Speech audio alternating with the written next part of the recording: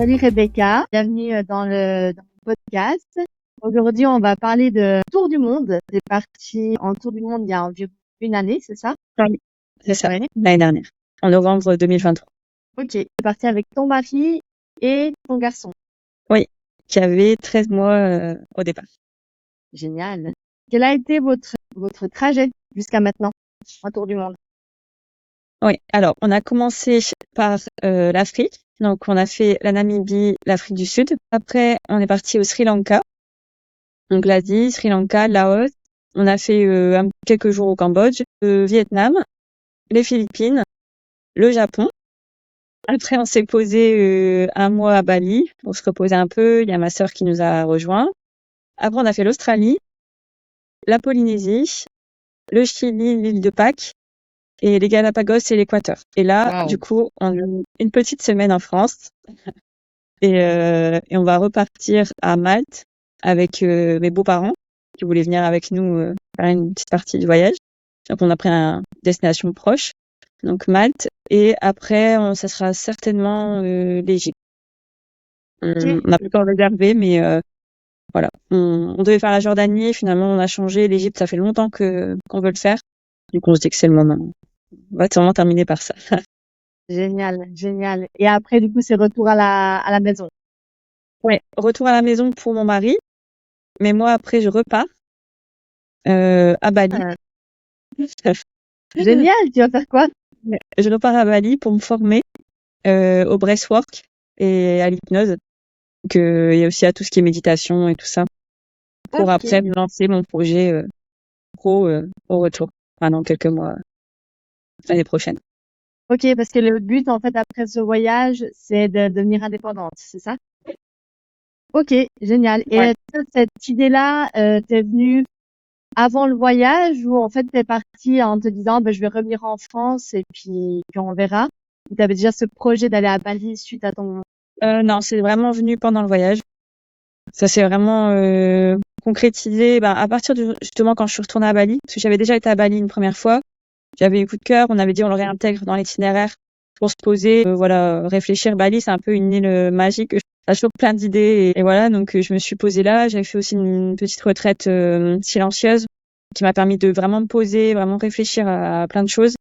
Et du coup, ça m'a donné plein d'idées. C'est devenu un peu une évidence en fait que je devais faire ça. Et du coup, voilà, je me suis dirigée. J'ai commencé à chercher les formations. Je savais à peu près avec qui me former, mais au moment où j'ai voulu le faire, il ne me formait pas encore. Donc en fait, ça c'est vraiment, je l'ai contacté, il m'a dit bah non, il n'y a pas de formation. Et en fait après, je pense que quand t'as la bonne décision, quand t'as les bons choix, tout s'aligne correctement. Et du coup, bah tout s'est aligné correctement. Et le mois dernier, où il y a un mois et demi, il m'a dit c'est bon, je peux te former à Bali. Génial, trop bien, beau Donc j'ai projet, retourné. Ouais. Donc beau projet. après, j'aurai encore pas mal de mois de formation à distance en France. Donc je pourrais me lancer vraiment l'année prochaine. Ok, trop bien, Donc, et voilà. trop bien. Ok, donc voilà, la petite parenthèse, mais c'est génial de voir tout ce qu'un voyage finalement peut nous apporter. Parce que vraiment, ça t'a permis de découvrir en fait différents soins ou thérapies et du coup tomber là-dedans, c'est c'est Ouais. génial. Trop cool, trop Ouais, puis cool. c'est vrai que le voyage, le fait d'avoir réalisé ce tour du monde, Ouais. là j'ai l'impression qu'on se dit un peu que maintenant tout est possible. En fait, le tour du monde, ça faisait longtemps qu'on voulait le faire, ça paraissait un truc impossible. Ouais. Le fait qu'on l'ait fait, aujourd'hui, ça a un peu déclenché le fait qu'on se dit bah tout est possible en fait. Maintenant, il n'y a plus de limites. Et ça fait longtemps que je veux me lancer dans l'entrepreneuriat. Ça fait plus de 10 ans que je m'intéresse à tout le travail du subconscient, de l'hypnose, de tout ça. Ça fait plus de 10 ans que je me dis un jour je vais me lancer. Et là, je me dis, bah, si je le fais pas maintenant, je vais jamais le faire, quoi. Le voyage m'a montré aussi que c'était réalisable et qu'il fallait que je tente le coup, quoi. Bien, trop bien. Bon bah je suis contente pour toi. Ouais. Donc pour revenir à ton tour du monde, qu'est-ce qui vous a donné envie de franchir le cap d'un tour du monde avec Martin? Donc Martin, c'est ton garçon. Et qu'est-ce qui a fait que vous êtes dit allez, let's go, on le fait? Bah, c'est vrai que, alors, on savait qu'on allait le faire un jour un tour du monde. À chaque fois, on en parlait, mais voilà, sans vraiment poser de date et tout ça. Et c'est vrai que Martin, il y avait 6 mois quand on a décidé. Et c'est vrai que j'avais vraiment l'envie de passer plus de temps avec lui, de le voir grandir. J'avais un peu l'impression de passer à côté de sa vie, quoi. Voilà, je retravaillais, il était en crèche. Je sais pas, c'était pas, je m'ennuyais un peu dans cette vie-là et je me disais dommage, je peux pas, j'ai mon petit bébé enfin et je le vois jamais. Et du coup, voilà, on a fait le point des économies qu'on avait. On a dit, bah, en fait, on n'est pas obligé d'attendre encore 5 ans ou 10 ans. On peut peut-être le faire maintenant. Et puis, à aucun moment, on s'est dit que Martin, c'était une contrainte, hein. Pour nous, ça nous a semblé logique qu'il vienne maintenant, qu'on le fasse maintenant et qu'il vienne avec nous, quoi. Ça nous a aucunement freiné. On s'est jamais dit, bah, ça ira pas, on va devoir éliminer des pays. On a vraiment fait, voilà, Namibie, c'était un non négociable. Je voulais absolument y aller. Je me suis à aucun moment, même comme il y a le petit, bah, on le fera pas. On n'a vraiment pas éliminé de pays, les pays qu'on voulait faire, on les aurait fait sans Martin et on les a fait avec lui, quoi. Donc voilà, je pense que c'est vraiment, ouais, peut-être l'après-grossesse et tout, ça te donne envie je sais pas, de changer, quoi, de passer plus de temps. Pourtant, j'étais très carriériste et jamais je quitterais mon boulot.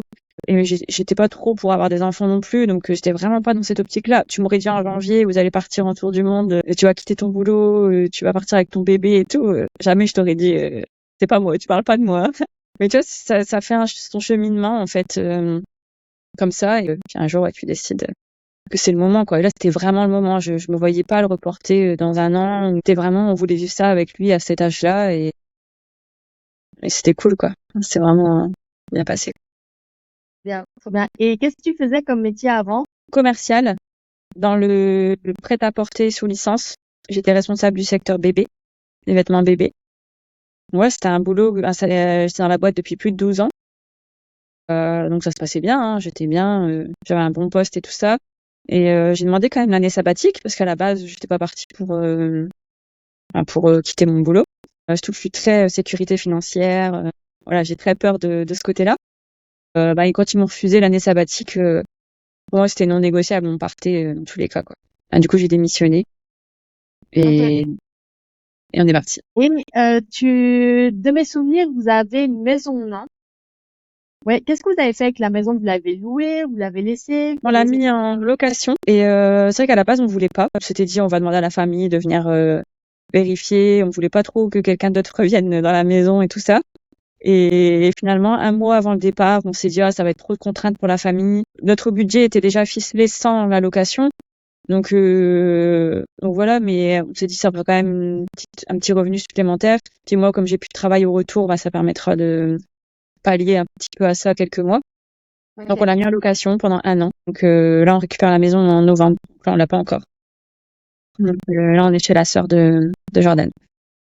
Ok, du coup, vous avez mis vos affaires dans un garage? On avait un grand chalet de jardin. On l'a condamné, du coup. On a mis toutes nos affaires dedans et on l'a loué meublé. Donc, elle a gardé une partie des meubles aussi, la locataire. Voilà, on s'est arrangé comme ça. Durant la préparation de votre voyage, est-ce que vous avez eu des obstacles pour cette préparation? Le fait qu'il y ait Martin en plus, c'est pas forcément.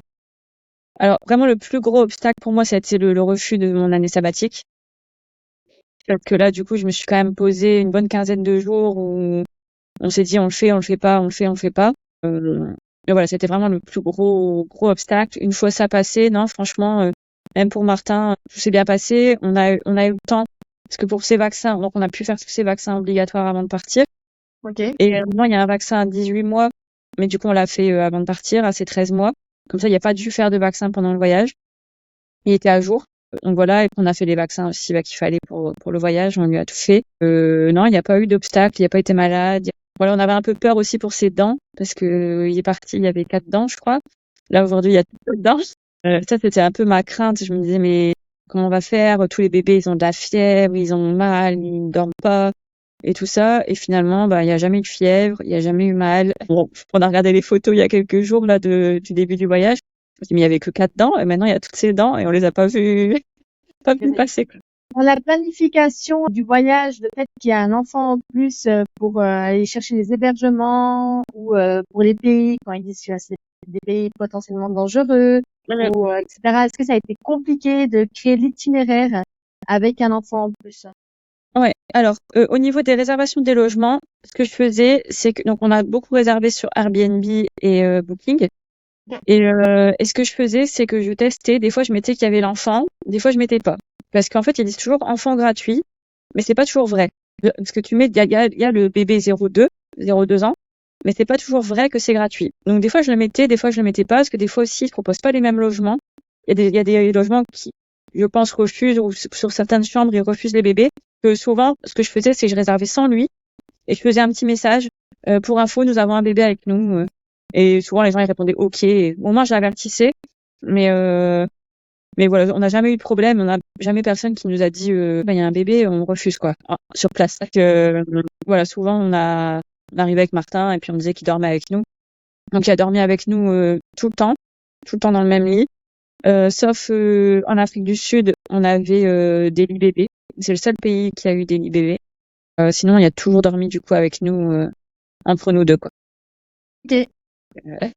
On Ok. est habitué maintenant en France à le refaire dormir dans sa chambre après, mais après, s'il y avait un pays, on va dire, le plus difficile qu'on ait eu niveau bébé, c'est peut-être les Philippines, parce que il y a beaucoup de transports en bateau, beaucoup d'excursions à faire. Donc, c'est intéressant. Bah voilà, en fait, tu vas, je vois sur les îles, mais après, tu as des îles en excursion à faire. Et en fait, beaucoup refusent les 0,2 ans. Donc, Ok. donc voilà, donc on a eu du mal. J'ai trouvé, on a trouvé tout ce qu'on voulait faire, ça ne nous a pas empêché finalement de le faire. Mais comparé aux autres activités des autres pays où j'avais pas à réfléchir, je réservais. Et voilà. Là, j'ai eu des refus, qu'ils prenaient pas les bébés. Pareil pour le trek, j'ai eu pas mal de guides, le trek à Banawe, dans les rizières. J'ai eu pas mal de guides qui m'ont refusé parce qu'il y avait Martin. En fait, on est souvent confronté aux peurs des autres quand t'as un bébé. En fait, beaucoup te disent, bah, c'est pas possible, vous allez pas faire ça avec un bébé, vous allez pas escalader un volcan, vous allez pas si nous, on sait qu'on est capable, on sait que Martin, il est capable aussi. Donc, pareil, aux Philippines, bah, il y a beaucoup de guides qui nous ont dit, mais vous allez pas faire ce trek avec un bébé, c'est pas possible. Mais nous, on savait très bien que ça allait être possible parce qu'on venait de le faire déjà au Vietnam juste avant, le même genre. Et, ça s'était très bien passé. Puis voilà. Donc, souvent, tu peux être confronté au refus des gens qui refusent parce qu'ils ont peur, pour eux, dans leur mentalité, ça se fait pas de faire ça avec un bébé. Mais voilà, ça arrive. Pareil, au Galapagos, on a fait une rando sur un volcan. Au premier, quand on a été à l'agence, il nous a dit, ben, vous êtes vraiment sûr, c'est super dur. Avec un bébé, c'est encore plus dur. Nana, mais on a dit si, on est capable, on le sait, on connaît nos capacités physiques de base, on connaît Martin, même s'il y a d'altitude, on sait qui gère. Voilà, et on l'a fait, ça s'est super bien passé. Et le guide, il nous a dit, c'est le premier bébé que je vois sur le volcan depuis 10 ans de carrière, quoi. Mais, mais voilà, on l'a fait et ça s'est super bien passé. Pareil, au geyser, au Chili, donc c'est à 4200 mètres d'altitude. Donc il faisait froid et tout, il faisait -8 le matin. Et Martin, il marchait, il voulait pas qu'on le porte. Il voulait marcher vraiment. Et pareil, il y a une guide qui est venue nous voir en disant, il faut vraiment que vous le portez. Il peut pas courir, il va être fatigué, il va avoir des problèmes de respiration. J'ai bah, je le sais, tout ça. Sur papier, je le sais. Et dans la vraie vie, il est capable et ça se passe bien. Il a couru, il a fait sa vie et tout s'est bien passé, tu vois. Donc après, il faut vraiment s'écouter. Soit on connaît Martin, on sait qu'il y a des bonnes capacités de marche, d'énergie, voilà, on sait qu'il est capable, on connaît nos capacités, on sait aussi qu'on est capable. Donc à partir du moment où toi tu t'écoutes, pas trop écouter les autres, parce qu'il y a beaucoup de personnes qui ont des peurs, qui ont des a priori sur voyager avec un bébé et qui n'ont jamais voyagé avec un bébé, hein, souvent. Hein. Dans 99% des cas, personne n'a jamais voyagé avec un bébé, mais elle te donne son avis. Voilà, il faut vraiment t'écouter, s'écouter soi, écouter ton enfant, et puis ça se passe bien. Ok. Super intéressant. Au niveau des économies, ça faisait combien de temps que vous économisiez pour ce voyage? C'est un peu les économies d'une vie. Alors, c'est vraiment nos premiers salaires quand on a commencé à bosser à 18 ans. Donc là, on a plus de 5 ans. Donc ça fait quand même beaucoup d'économies. Après, on a toujours voyagé depuis qu'on a 20 ans. Que nos économies sont toujours parties dans les voyages. C'était on va dire notre seul plaisir. Enfin, ça a toujours été une priorité. Tous les ans, on partait en voyage 1 ou 2 fois. Donc on puisait dans cette économie-là.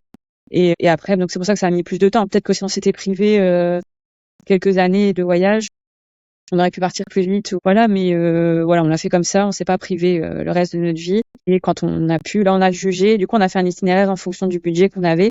On s'est dit on pourra peut-être pas faire les États-Unis. Après c'était pas une volonté non plus, donc c'était pas très grave. Mais voilà, on a équilibré, on a mis de l'Asie pendant 5 mois et demi, qui est pas trop cher. Après du coup on a pu faire la Polynésie, l'Australie, voilà, des pays un peu plus coûteux. On a su équilibrer la balance, quoi.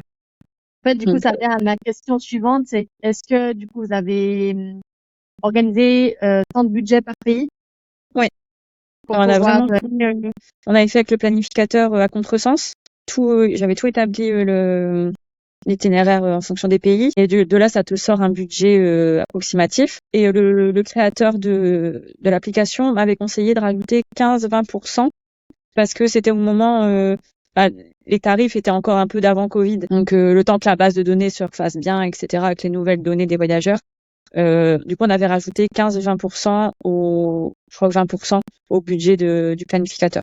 Et on est nickel pour l'instant dans le budget, donc c'était assez fiable. Il y a certains pays, on a eu peut-être plus 300 €, mais l'autre, on a eu moins 300. Donc au final, ça, plus 300, moins 300, ça a équilibré. Et le Japon aussi, on a fait une belle économie de 1800 € parce qu'on a réservé les logements à l'avance. Clairement, c'est ça qui nous a sauvés. Donc voilà, donc l'un dans l'autre, on a toujours su peut-être dépenser un peu plus à un pays, puis équilibrer dans celui d'après. Et du coup, au global, on est dans le bon budget pour l'instant. vous êtes parti avec combien en tout? Je crois qu'on avait un budget de 67 000.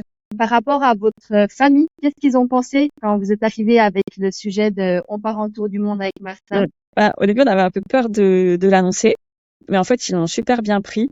En fait, ça les a pas surpris parce que bah, on aimait déjà voyager, on en parlait souvent. Tout le monde nous disait bah faites Pékin Express. Voilà, on nous voyait un peu dans cet univers. Du coup, finalement, ça a pas surpris tant que ça. Et puis, je pense que nos amis, notre famille, elle nous fait vraiment confiance. Elle sait qu'on est des personnes réfléchies et qu'on va pas partir comme ça sur un coup de tête. On prend toujours des risques mesurés, quoi. Du coup, ils nous ont suivis, quoi. Au début, ils ont eu peur du manque. Ils se sont dit, bah Martin, il vient de naître, on va déjà plus le voir. Enfin, tu vois, c'est ça le plus difficile, je pense. Mais après, non, franchement, ils se sont fait à l'idée. Et là, maintenant qu'on est rentré, ils disent, bah finalement, un an, c'est vite passé. Eux, ils sont dans leur quotidien. Voilà, ils ont plein de choses à faire et tout ça. Nous, de notre côté aussi, c'est pareil. Tous les jours, on découvre. Voilà, franchement, finalement, ça plaît pas tant que ça non plus, tu vois. Ça passe tellement vite, finalement. Et voilà, ça s'est bien passé pour tout le monde. Donc, voilà, j'avais un peu peur aussi, j'avais un peu d'appréhension d'annoncer que je démissionnais. Ouais. Et notamment à mon oncle et au père de Jo, voilà, qui sont plus posés et voilà, qui aiment pas trop les risques. Et franchement, ils m'ont tous les deux dit, bah non, tu vas retrouver, hein, tu vas rebondir et puis on ne s'inquiète pas. Donc ça, mon parrain était un peu plus réfractaire. Il était un peu plus sur la réserve, en disant bah c'est un peu fou et tout ça. Mais finalement, quand même, quelques mois après, il m'a envoyé un mail en disant ah, vous avez bien fait. Je suis peut-être un peu vieux, j'ai peut-être un peu des idées à arrêter, mais vous avez raison. Vous vivez une super aventure. Je suis fière de vous. Mon avis là-dessus, par rapport aussi à mon expérience, c'est que les personnes, bah, nos proches, ont souvent leur peur qui se mettent en avant parce Ah qu'ils oui. l'ont jamais fait. Et en fait, c'est vraiment comme nous protéger et se dire ah mais c'est sûr, il faut jamais vous empêcher, je pense, de franchir le cap par rapport à vos proches parce que c'est toujours leur peur. Mais c'est pas pour ça qu'il faut pas le faire parce que souvent après ils voient que tout se passe bien et que ça va. Ah ouais, c'est ça. Après, il y en a aussi qui se disent, bah, mettre autant d'argent dans une année comme ça sert à rien. Voilà, il y en a qui pensent pas du tout au voyage. Bon, Parce qu'à la base, cet argent, on le mettait aussi de côté. On savait pas si le tour du monde, on allait le faire vraiment un jour. On le mettait de côté aussi pour faire un investissement immobilier. Et du coup, bah, l'investissement immobilier, on l'a mis de côté. On ne pourra pas le faire, du moins pas dans les années à venir. Du coup, voilà, c'est un choix. C'est un choix. Soit on prenait vraiment le truc réfléchi, on investissait dans l'immobilier, on avait un revenu, machin. Soit on partait vivre cette aventure et voilà. Mais après, c'est un choix. Et je peux comprendre que certains trouveraient ça bête de mettre 60 000 € dans un voyage. Mais pour nous, ça nous a apporté beaucoup plus que nous aurait apporté l'investissement immo, tu vois. Donc, c'est vrai, je suis d'accord. Chacun a ses priorités. Et par rapport à votre style de voyage, donc moi je le connais parce que je vous suis depuis le tout début. Mais quel était un peu votre style de voyage au niveau des hébergements? Quel était un peu votre but derrière aussi ce voyage au niveau hébergement, rencontres, etc. ouais. Alors, pour nous, le voyage, c'est avant tout les rencontres. Du coup, c'était vraiment primordial. Enfin, pour nous, si on n'est pas au contact de la population, qu'on voit vraiment pas, qu'on peut pas voir leur mode de vie et tout ça, ça n'a pas d'intérêt. On trouve que ça n'a pas d'intérêt. Du coup, souvent, on prend vraiment tous les logements, c'est vraiment le budget minimum. On essaye vraiment de prendre toujours le moins cher. Dès qu'on pouvait trouver des adresses chez les habitants, on allait chez l'habitant. Voilà, c'était vraiment le contact prioritaire. Et puis, ouais, petit budget, donc on n'est pas trop dans le confort. Après, franchement, on se disait, on a eu quand même de la chance, on a eu quasiment de l'eau chaude partout en Asie. Mais c'était un peu ma crainte pour Martin et tout, l'eau froide. Après, il y a juste en Australie où on a fait quasiment que des campings, des free camps, des campings sauvages. Du coup, on avait les douches froides des plages. Que après, vers la fin, quand il faisait 4 degrés, 7 degrés, la douche froide, on la sentait passer. Mais voilà, franchement, on cherche pas le confort ultime. Voilà, on sait s'adapter. Martin, il s'est super bien adapté aussi. Donc, il a pleuré à quelques douches froides en Australie, mais Ouais. ici est fait. Et voilà, et un peu en Amérique du Sud, on a eu un peu de douche froide aussi. Mais franchement, ça a été, tu vois, on a vraiment pris des logements toujours au prix le plus bas et voilà, franchement, ça nous convient. C'est des chambres simples, salle de bain basique, des fois salle de bain partagée. On n'a pas fait de dortoir quand même. Ça, on n'a pas fait parce que Martin, des fois, il se réveille la nuit. Voilà, par respect pour les autres aussi. Pas réveiller. Donc, on a toujours pris des chambres. On a fait des auberges, mais souvent, les auberges, elles proposent des chambres individuelles aussi. Donc, on a fait ça et on prenait salle de bain commune. Avec les locaux, ça s'est toujours bien passé? Ouais, ouais, franchement, c'est toujours bien passé. Martin, je pense qu'aussi est une ouverture. Donc, ça aussi, je dirais que c'est un avantage de voyager avec un tout petit comme ça. Parce que vraiment, on a été accueillis super bien partout. On n'a eu aucun, sauf peut-être la Polynésie, qu'on mettra de côté. C'est notre déception du voyage. Mais sinon, on a été accueillis super bien partout. Donc voilà, je pense que c'est un peu un liant. Alors, dans les voyages, on a toujours été bien accueillis. Je pense du fait de ma blondeur aussi. C'est peut-être bête à dire, mais je suis un peu la bête curieuse quand je pars à l'étranger. Du coup, ça ouvre toujours un peu les discussions. Okay. Et là, d'avoir un mini blond, je pense que ça a ouvert encore plus les discussions. Excellent. Confiance, je pense que les gens aussi se disent c'est des parents avec un bébé, ils vont pas. Je pense que ça ouvre aussi le contact et donc c'était hyper facile. On a trouvé d'avoir des contacts avec les locaux. Même là en Équateur, tout le monde disait allez pas en Équateur, c'est super dangereux. Mais on y est quand même allé et ça s'est super bien passé. On a trouvé des gens adorables. On a pris que les bus, les transports locaux et tout. Et les gens venaient nous voir, ils nous aidaient à trouver le bon bus, ils nous aidaient, ils nous accompagnaient dans le bus. Vraiment, on les a trouvés adorables, quoi. On n'a pas du tout regretté d'avoir fait l'Équateur. Et j'ai l'impression que Martha s'est quand même aussi très bien habitué à chaque rencontre avec les locaux, il est souvent dans les bras, il joue avec les enfants. Ouais, Il a l'air d'être heureux, en fait, d'être à ces places-là. Ouais, il est hyper, ça l'a hyper ouvert. Enfin, il est vraiment très sociable. Donc, il n'y a pas peur d'aller avec les autres. Pareil, on s'était dit jamais on le fera garder pendant le tour du monde à quelqu'un ou quoi que ce soit. Finalement, on avait pris une nourrice à Bali pour aller faire nos plongées. Au Vietnam, pareil, notre guest house, elle l'avait gardé. Au Laos aussi, on avait dormi chez l'habitant, il y avait gardé Martin. Finalement, on l'a fait garder plusieurs fois, à plusieurs moments. Et ça s'est toujours bien passé. Et lui, il se rend même pas compte qu'on est parti. Il joue, il s'amuse avec les autres enfants. À aucun moment, il a pleuré parce qu'on partait. Il s'en fout complètement, quoi. On a vu quand même que les enfants, ça lui manquait vers la fin. Il courait tout de suite vers les enfants. Je pense que ça va lui faire du bien de retrouver des copains à la crèche et tout ça. Et ouais, du coup, il est vraiment hyper sociable. Les gens, ils étaient étonnés. Ils le prenaient à bras. Et lui, il était content. Les autres enfants, d'habitude, ils sont plus réticents. Je dis ouais, mais lui, c'est vrai qu'il est super à l'aise avec tout le monde. Et durant les vols, ça s'est toujours bien passé, les vols d'avion? Ouais, alors on a pris quasiment que des vols de nuit. Ok. On a eu quasiment que des vols de nuit. Il dormait. Franchement, généralement, avant le décollage, il dormait déjà. Et il se réveillait à l'atterrissage, quoi. Peu importe la durée. Alors Martin, on l'a toujours appris dès qu'il fait noir, on dort. Donc généralement dans l'avion, quand c'est des vols de nuit, ils éteignent assez rapidement. Il a toujours un peu la lumière un peu tamisée. Généralement, il a dormi tout de suite.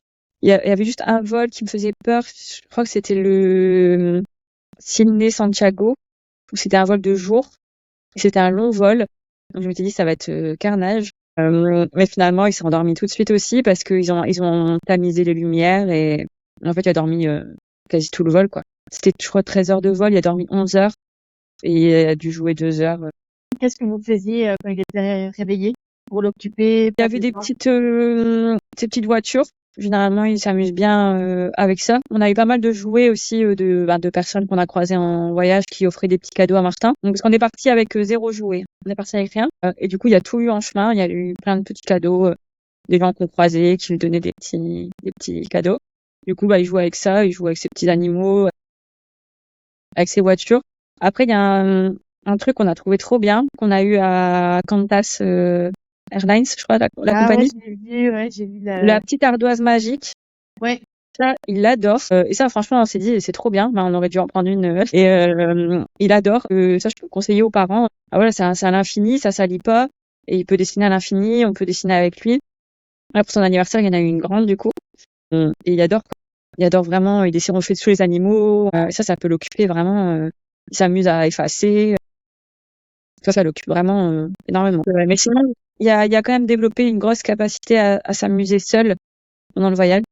Franchement, on lui met son sac de jouets sur les genoux et il peut jouer pendant 2 heures sans nous demander de participer. Que voilà, et pareil, la journée, il joue tout seul en fait. Il s'est toujours occupé tout seul. C'est très rare qu'il nous sollicite pour jouer avec. Est-ce que vous avez eu des difficultés durant le voyage? Pas vraiment. Avec Martin, vers le Chili, il a commencé à faire un peu de terreur nocturne. Tu vois, il se réveillait la nuit, 5 minutes, il pleurait à fond, mais il dormait encore un peu comme un somnambule. Bon, du coup, j'ai commencé à regarder un peu sur Internet, qu'est-ce que c'était et tout ça. Il y avait vraiment tous les symptômes des terreurs nocturnes.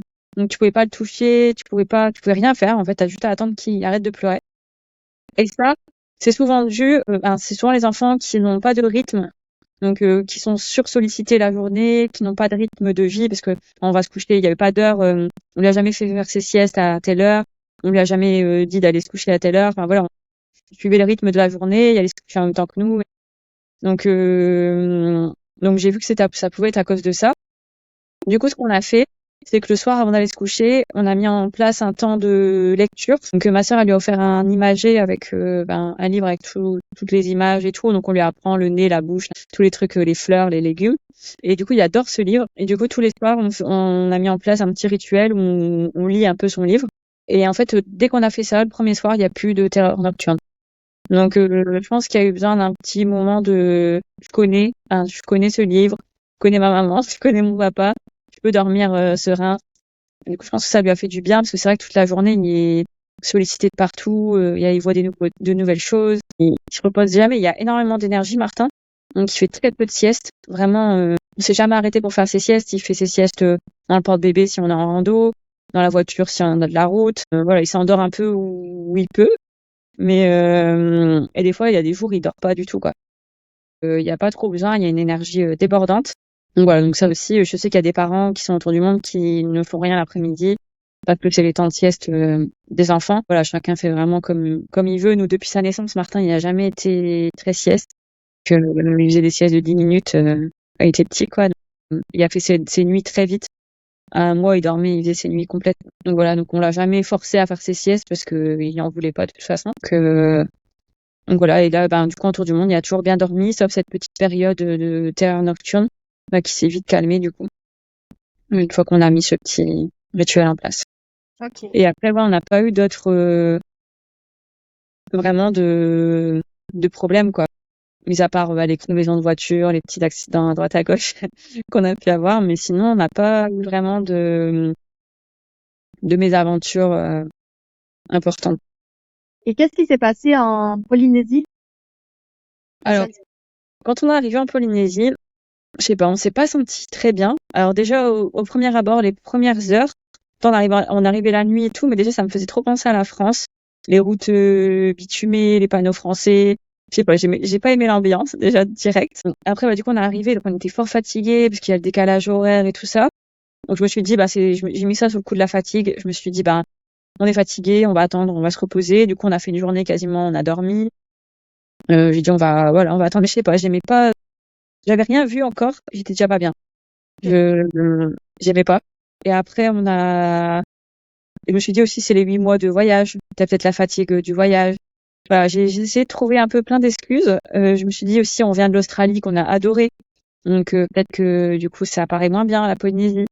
Voilà, on a essayé de se trouver plein d'excuses. Mais en fait, après, plus les jours passaient et plus on n'était pas bien. On a trouvé que les locaux, ils étaient hyper froids avec nous. Beaucoup de racisme.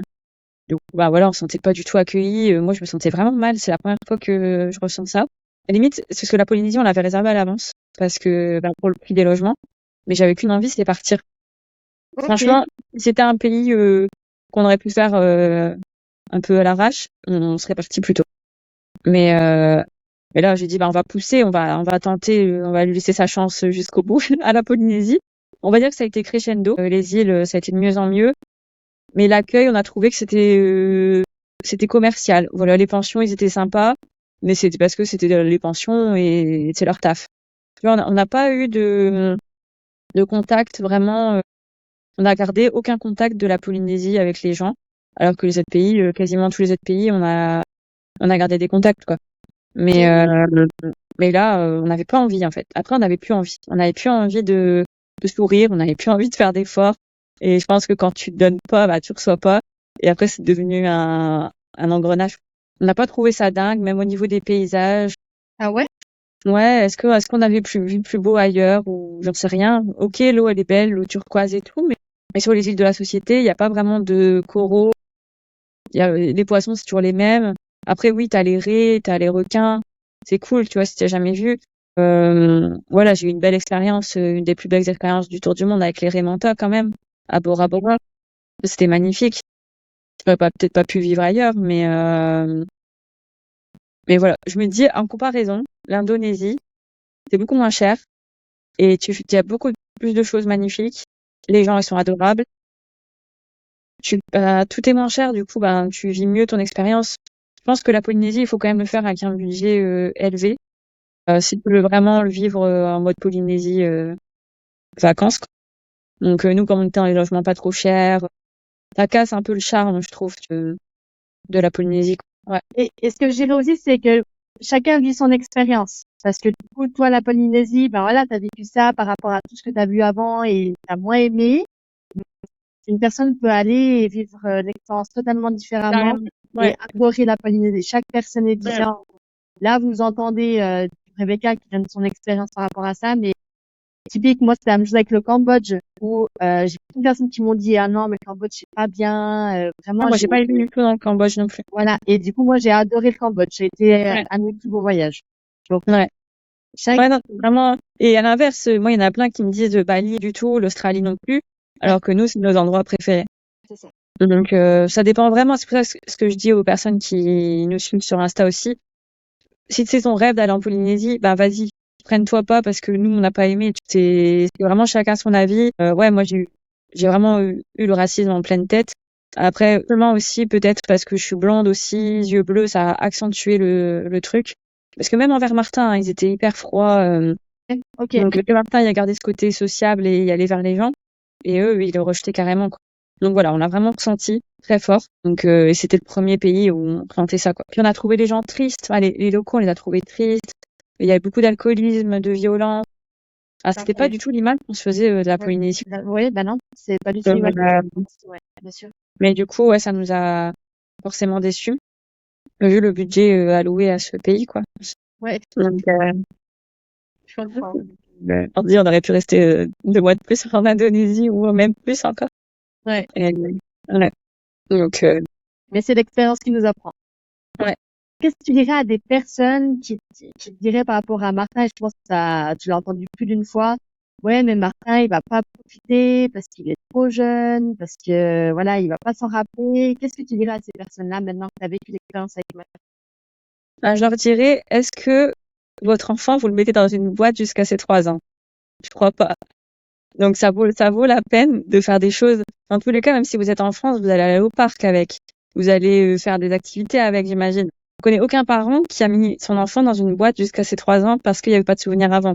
Ce serait dommage de faire ça. Ouais, Tu lui fais pas de ouais. câlin, tu lui fais pas, je vais pas te faire de câlin, je vais pas te dire je t'aime parce que tu t'en souviendras pas. Non, ça fait partie de ça.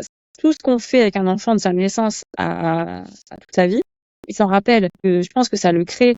Martin, ça lui a ouvert l'esprit, ça l'a ouvert aux autres.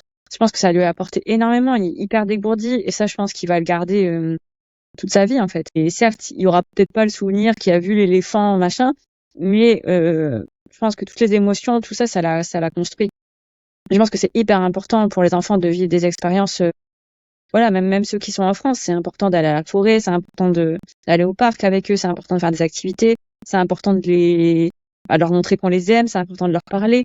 Martin, depuis qu'il est tout bébé, on lui parle et on voit qu'il comprend. Alors des fois, c'est vrai que c'est bizarre de se dire on parle à un bébé, il nous répond pas, on a l'impression qu'il comprend rien, mais il comprend tout. Franchement, les enfants, c'est des éponges, ils sont hyper intelligents, ils sont bien plus intelligents que les adultes. Là, son cerveau, il est en construction, donc c'est le moment justement de lui faire vivre des expériences incroyables pour le construire. Et donc voilà, les parents qui disent ça sert à rien, il s'en rappellera pas. Ben voilà, dites-vous que même si vous restez en France, je pense pas que vous le laissez dans un coin en disant lui il sert à rien, il parle pas, il est tout petit. Non, je pense pas. Donc voilà, plus tu lui fais vivre des expériences extraordinaires, plus ça le construira de façon extraordinaire. Faut pas hésiter. Selon vous, comment Martin il vit ce voyage? Ben, on a l'impression qu'il vit super bien. C'est vrai que du coup il a été hyper facile, il s'est jamais plaint. Après on a trouvé que 13 mois, son âge, l'année du tour du monde pour lui, c'était l'idéal aussi pour nous les parents parce que finalement il est transportable partout. Donc on le met en porte-bébé, il est pas encore trop lourd. Voilà, c'est gérable. Après au niveau de l'alimentation, il boit encore des biberons.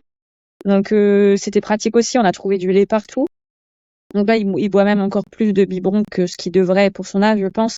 Pareil pour les réglages de retour en France, mais c'était une sécurité, il y avait toujours son biberon et c'est quelque chose qui la rassurait aussi, je pense. Donc c'est assez simple pour la nourriture. Après il goûte à tout, il teste à tout, il est en période de découverte, donc c'est simple aussi. Donc on a trouvé que c'était vraiment un âge pratique pour voyager. Là il commence, il marchait au départ quand on est parti. Il marche de mieux en mieux. De temps en temps on le porte, de temps en temps on le libère. Il est hyper curieux, donc t'as quand même de l'échange avec. Tu vois, c'est un âge, c'est pas le tout bébé de 6 mois qui vraiment il y a moins d'échanges. Là, à 13 mois, il est déjà éveillé. Les premiers safaris qu'on a fait, il était à fond. Donc ça fait plaisir de le voir comme ça. Donc voilà, on a trouvé que c'était un bel âge. Moi, je trouve que c'est un plus d'avoir voyagé avec Martin. Même pour nous, pour notre épanouissement et tout, c'était super de le voir tout le temps, tous les jours, le voir évoluer. Non, on a vraiment l'impression que ça lui a apporté beaucoup. Il y avait déjà ce côté un peu bébé indépendant, déjà depuis qu'il est né, quoi. On voit qu'il est... Toi, c'est pas un bébé, on l'a jamais bercé, par exemple. On n'a jamais besoin de le bercer. Il est pas très câlin, il est pas très... C'est plus un baroudeur aventurier déjà de naissance, tu vois. Donc j'ai l'impression qu'il est vraiment dans son élément dans les pays qu'on a fait et tout. Comme là, depuis qu'on est rentré en France, le premier jour, donc on va au centre commercial et tout, donc c'est le parking bitumé, machin. Et je voyais, il jouait par terre, et déjà il enlève ses chaussures, parce qu'il veut pas marcher avec des chaussures. Il est tellement habitué. Donc il enlève ses chaussures, il marche sur le béton, et il nous regarde, tu vois, l'air de dire c'est quoi ça? Tu vois, et ça nous a fait mal au cœur, parce que on s'est dit, maintenant ça va être ça, sa vie. Et après il regarde par terre et il me dit fourmis.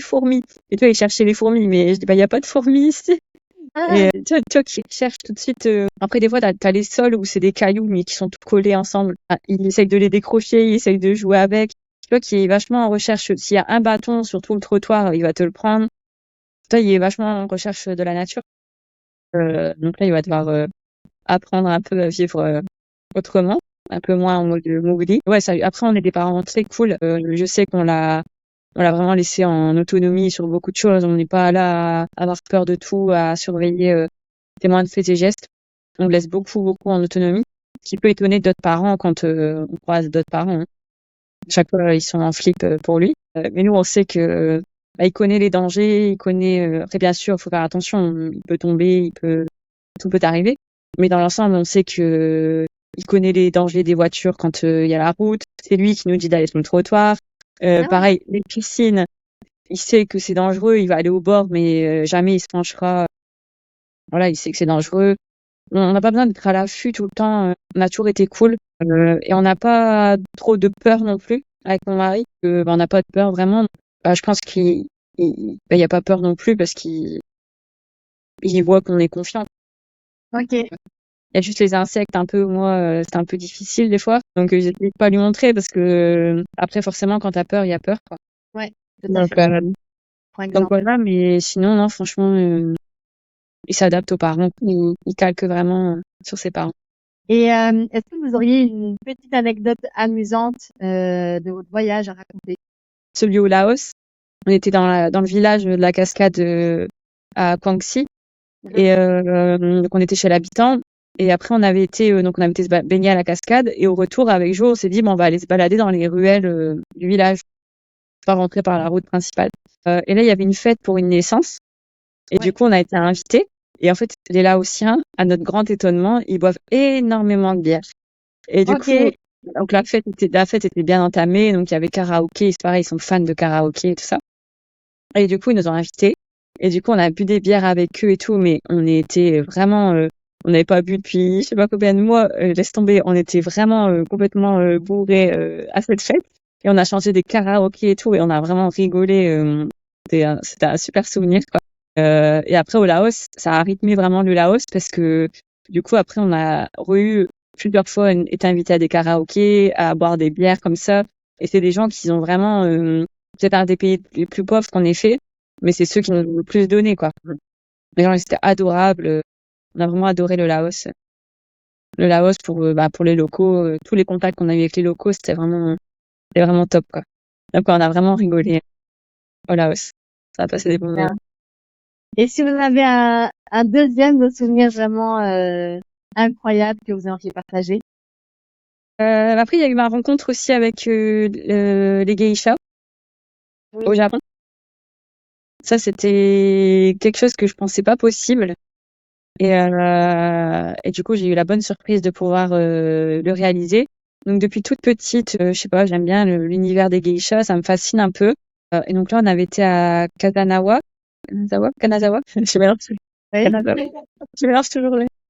Et j'ai vu qu'il y avait des rencontres avec les geishas, mais bien sûr, on n'avait pas du tout réservé. C'est les genres de trucs qu'il faut réserver des mois à l'avance. Et du coup, j'ai quand même tenté le coup. Donc, en ligne, tout était plein et tout. Et puis, j'ai quand même tenté le coup en allant à la maison de spectacle. Et la dame, elle a vu que j'étais à fond, que j'étais hyper, je voulais vraiment le faire. Et du coup, elle m'a dit, bah, vous pouvez venir, bah, du coup, toute seule. Mais voilà, vous pouvez le faire. Et comme Jo, bah, ça l'intéressait pas plus que ça. Il est resté avec Martin. Et du coup, bah, j'ai pu avoir une place pour la rencontre avec les geishas.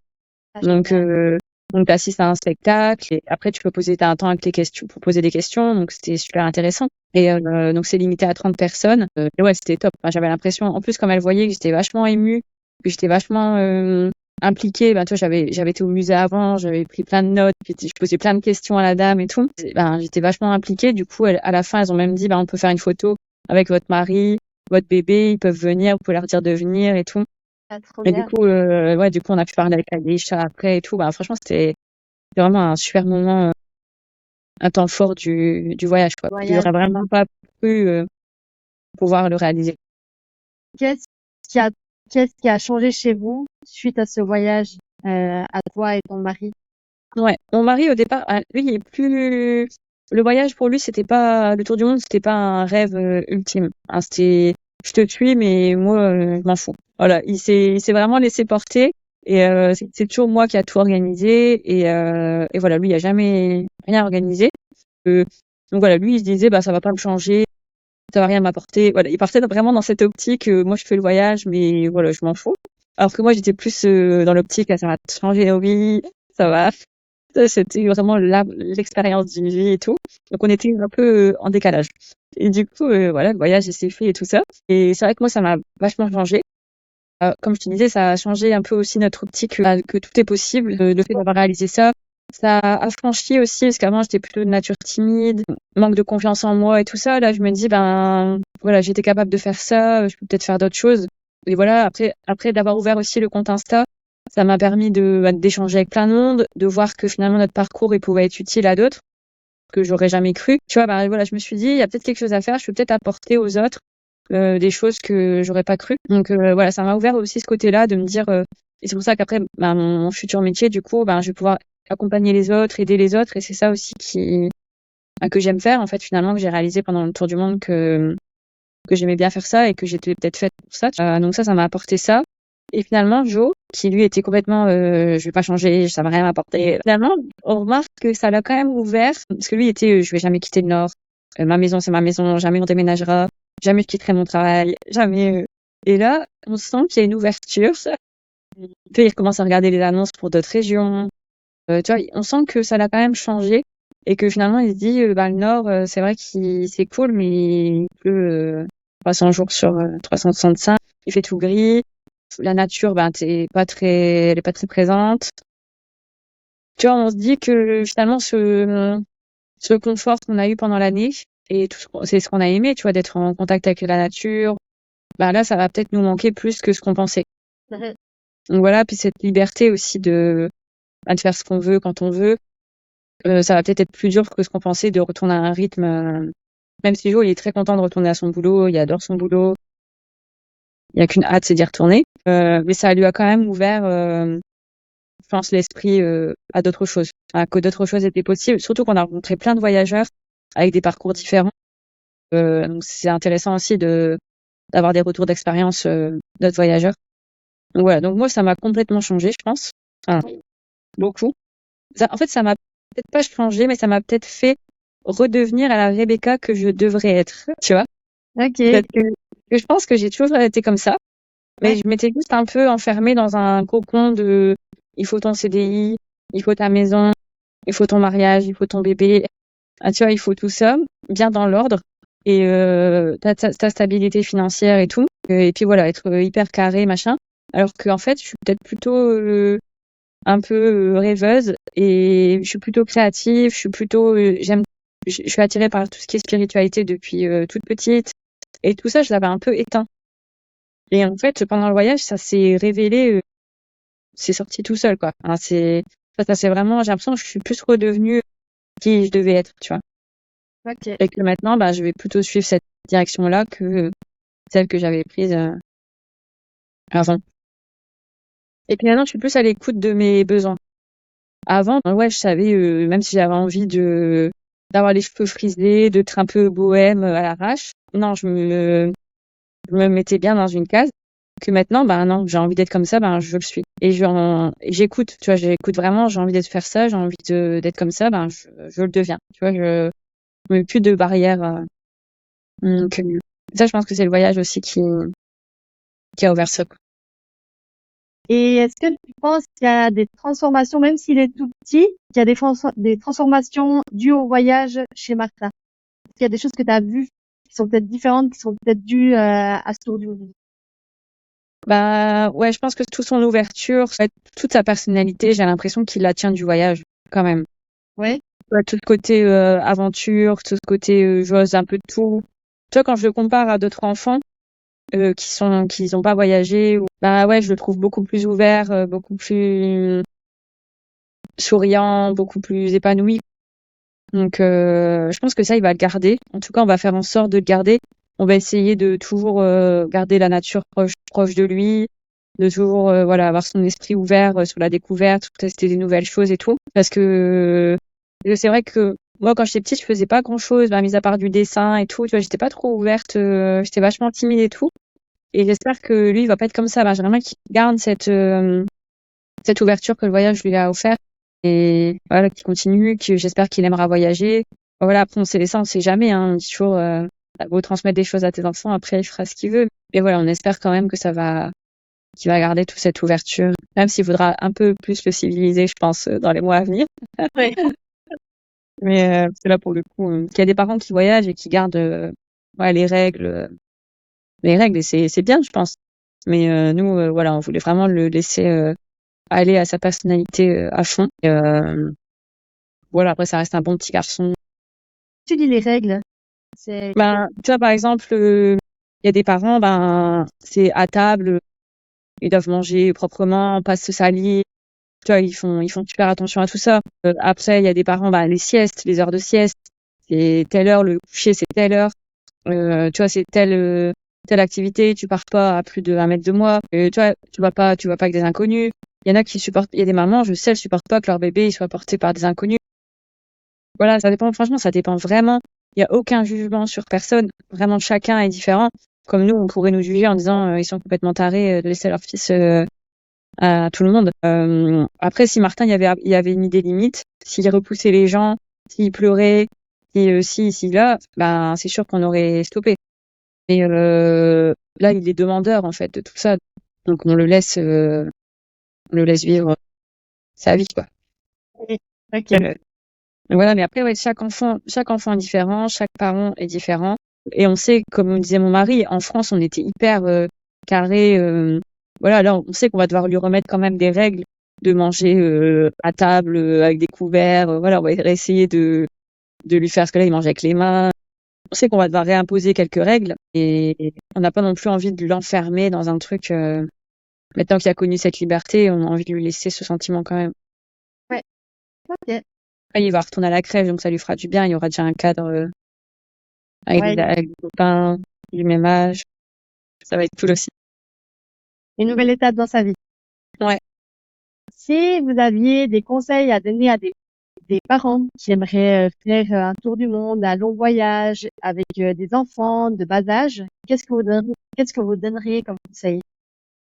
De vraiment s'écouter. Dans un premier temps, vraiment, c'est primordial de s'écouter et de pas écouter les autres. Parce que, bah, comme je le disais, ça c'est vraiment, parce que vraiment, ça peut être un gros frein, je pense. Parce que nous, avec mon mari, on s'en fout complètement de ce que les gens pensent de nous. Ça a toujours été comme ça et du coup, les gens, ils peuvent donner leur avis, ils peuvent dire qu'on est faux, ils peuvent dire ce qu'ils veulent, ça nous atteint pas. Mais je sais que, ou beaucoup, ça peut atteindre et ça peut carrément freiner le projet. Donc dans un premier temps, je dirais ouais, vraiment de vous écouter. Si vous sentez que votre enfant il est capable, que vous êtes capable, ben faites-le. Franchement, si ça vous appelle, faites-le parce que vous n'allez pas le regretter. Je connais personne qui a regretté d'avoir fait un tour du monde avec son enfant. Donc vraiment faites-le. Ça serait vraiment le conseil number one parce que sans ça, ben vous partirez jamais. Après, si vraiment vous avez peur, vous pouvez faire peut-être un petit voyage avant, un petit voyage en Europe. Nous, on avait fait Lanzarote quand Martin il y avait 7 mois. Et on a vu que ça s'était super bien passé. Et du coup, voilà, on avait un peu l'appréhension de l'avion. En fait, ça s'est super bien passé. Du coup, ça nous a mis en confiance pour le reste, quoi. On s'est dit, ça va bien se passer. Donc, ouais, je pourrais conseiller ça, de faire un petit test avant, un petit week-end, tester la voiture longue distance, tester un petit vol. Et puis, ça va vous rassurer, vous. Parce que votre enfant, je pense pas que ça l'inquiète. Mais c'est plus les parents qui sont inquiets. Donc, si ça peut vous rassurer, vous, ben, faites-le. Ça peut toujours faire du bien. Puis voilà, on avait fait une semaine à Lanzarote et c'était top, quoi. On avait loué une voiture, comme ça on avait testé les voitures, on avait pris 2 logements différents, on avait fait des randos sur les volcans et tout. Voilà, on avait fait plein de petits trucs, on avait testé, on a vu que ça matchait bien. Donc voilà, vraiment ce conseil-là. Et puis ouais, d'apprendre à lâcher prise parce que franchement, ouais, il va être sale, c'est sûr. Nous, Martin, il se roulait dans la poussière. Là, au bout d'un moment, les premiers jours, tu essayes de lutter, mais quand tu fais la Namibie, la poussière, il y en a partout. Donc, Ouais. au bout d'un moment, ben, on l'a habillé en orange et puis il restait sale et ça se voyait plus. Tu vois, faut apprendre à lâcher prise et moi, je pense qu'il est immunisé pour tous les microbes. Donc, on n'était pas là avec la lingette à lui laver les mains tous les 2 secondes. Hein. C'est tout, c'est comme ça et ça fait partie du voyage. Et puis voilà, lui, il s'amuse tant qu'il s'amuse. C'était le principal, quoi. Donc vraiment lâcher prise, je pense que le lâcher prise, ça peut vraiment améliorer le voyage. Parce que je me disais, si on était des parents stressés à faire attention à tout, attention qu'il se salit pas, attention que si, attention ça, on aurait passé notre temps à le rouspéter, à se disputer pour rien et à utiliser notre énergie pour rien. Alors qu'un voyage, c'est déjà bien fatigant. Donc, faut pas se rajouter une couche de contraintes qui n'en valent pas la peine. Nous, c'est vrai qu'avec Martin, c'est très rare qu'on le dispute. C'est vraiment, c'est juste parce que des fois, il y a la main un peu facile, il est pas content. Il donne des tapes, donc c'est la seule raison pour laquelle on va râler dessus, mais sinon, le reste, je pense que ça l'a aidé aussi dans sa construction, de voir qu'on lui faisait confiance. Et, voilà, il sait qu'il peut nous faire confiance et du coup, on a créé ce lien de confiance et voilà. Je pense que ça l'a aidé aussi. Et je pense à ça maintenant, mais je pense que ça peut aussi inquiéter des parents par rapport aux maladies qu'on peut trouver dans les pays comme l'Afrique, comme l'Asie. Comment ça s'est passé pour vous par rapport à tout ça? Alors nous, déjà, on est deux personnes hyper positives avec mon mari. Ouais, Et du coup, on pense jamais au négatif. ok, En fait, on n'arrivait pas à se dire qu'il nous arriverait un truc de mal. ok, À aucun moment on l'a pensé, tu vois. Alors, je peux comprendre les parents qui s'imaginent qu'on va choper un truc et tout, mais on s'est dit si ça venait à arriver, on verra sur le moment. Tu vois, on n'a pas tout anticipé les maladies du monde qui existaient, tu vois. ouais, C'est pas possible. Et même pour la trousse à pharmacie, en fait, on a trouvé ça complètement inutile de prendre une trousse à pharmacie. Ça, c'est vraiment le truc, on s'est trimballé pendant toute l'année et qui nous a jamais servi. Parce que on a eu besoin une fois une crème pour Martin parce qu'il y avait les fesses rouges avec ses dents, parce qu'il faisait ses dents. Bien sûr, on n'avait pas la crème qu'il fallait. On a dû aller à la pharmacie. Voilà, ils ont appelé un docteur, on a montré les photos et ils nous ont donné la crème qu'il fallait. Le jour où il y a eu une otite, pareil, tu la soignes pas avec une trousse à pharmacie. On a été aux urgences, ils ont donné le traitement qu'il fallait. Tu vois, en fait, la trousse à pharmacie, c'est vraiment le truc inutile qui nous a vraiment pas servi. Et je pense à repartir, on partirait avec rien parce que elle faisait quand même 1,5 kg, je crois, notre trousse à pharmacie. Et elle a jamais servi. Donc voilà. Et ouais, du coup, nous, on n'a jamais pensé à mal. On n'a jamais pensé. Du coup, je pense que on n'a pas attiré les maladies. Je pense que les gens qui sont malades, c'est ceux qui vraiment qui psychotent sur tout et du coup, ils attirent à eux toutes les maladies du monde. Mais nous, on n'a jamais pensé à ça. Après, pour la Namibie, on a pris le traitement pour le palu parce qu'on a fait le nord de la Namibie et c'était conseillé. Sincèrement, on n'a pas fait de pays à risque en fait. On n'a pas fait de pays avec, avec des risques de maladies graves. Après, bien sûr, il y a tous les moustiques, tout ce qui est dingue et tout là.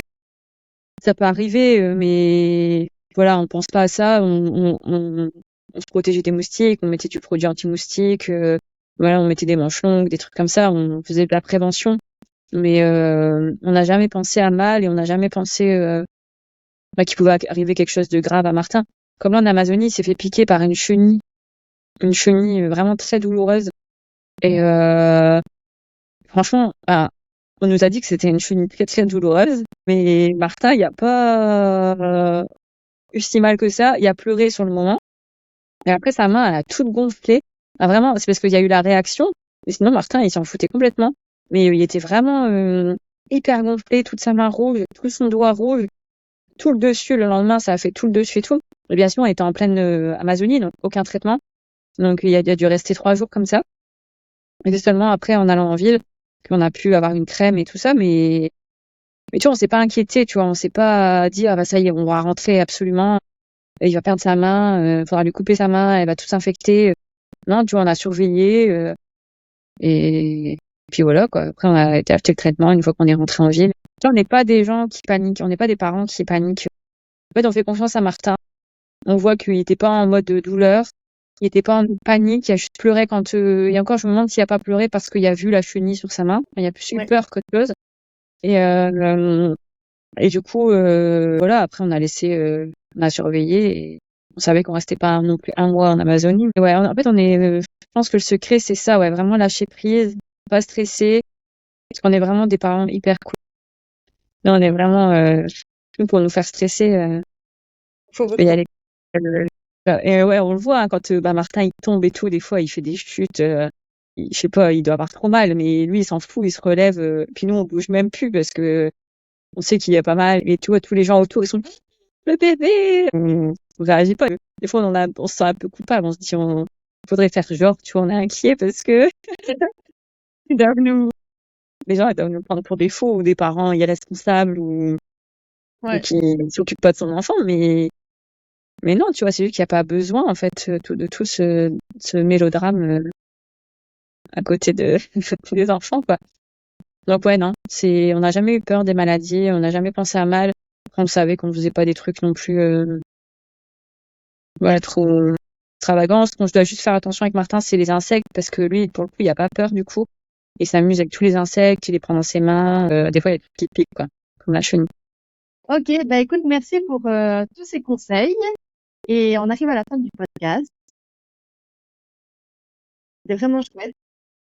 Et je vous souhaite du coup plein du coup, plein de joie pour la fin de votre voyage. Ouais, ouais, on va continuer à voyager, on va continuer à partager nos aventures sur le compte Insta, même parce que je pense qu'il y aura d'autres voyages, voilà. Par la suite. Et continuer à partager nos conseils, parce que finalement, ce compte Insta, on l'a fait pour nos familles, mais on voit que ça encourage pas mal de familles à le faire, à partir avec des enfants. Ouais. Et franchement, ça nous fait vraiment plaisir parce que c'est vrai que c'est quelque chose qui fait peur et qui est pas du tout dans la société actuelle très développée. Donc franchement, on encourage vraiment les parents à le faire. Vraiment pas se mettre de frein et s'écouter soi. Ouais. Ok. Écoute, merci encore. Merci à toi. Je te souhaite plein de bonnes choses pour la fin du voyage. Merci beaucoup. Salut. Salut.